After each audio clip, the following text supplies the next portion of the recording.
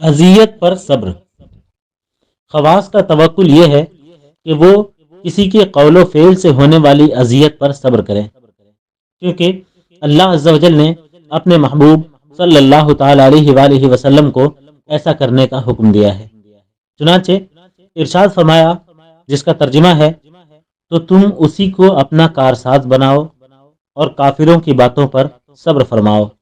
اس کے علاوہ دیگر رسولوں کا یہ قول بھی قرآن کریم میں یوں ذکر فرمایا، اور تم جو ہمیں ستا رہے ہو ہم ضرور اس پر صبر کریں گے، اور بھروسہ کرنے والوں کو اللہ ہی پر بھروسہ چاہیے۔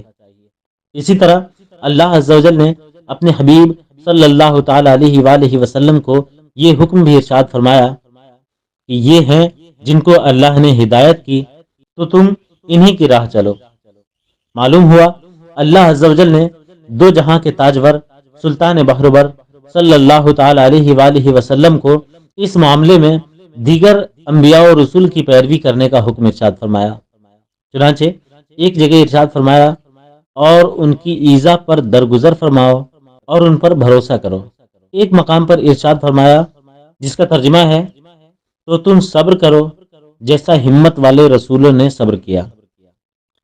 کسی عارف کا قول ہے کہ کسی کے لیے توکل میں اس وقت ہی کوئی مقام ثابت ہو سکتا ہے جب اس کے نزدیک مخلوق کی طرف سے کی گئی مدح و ذم کی حیثیت برابر ہو کر ان کا اثر ختم ہو جائے، یہاں تک کہ اسے اذیت بھی دی جائے تو وہ اس پر صبر کرے۔ اس طرح اس کا مخلوق سے راحت پانا ختم ہو جائے گا اور اس کی نگاہیں اپنے خالق عز و جل پر رہیں گی۔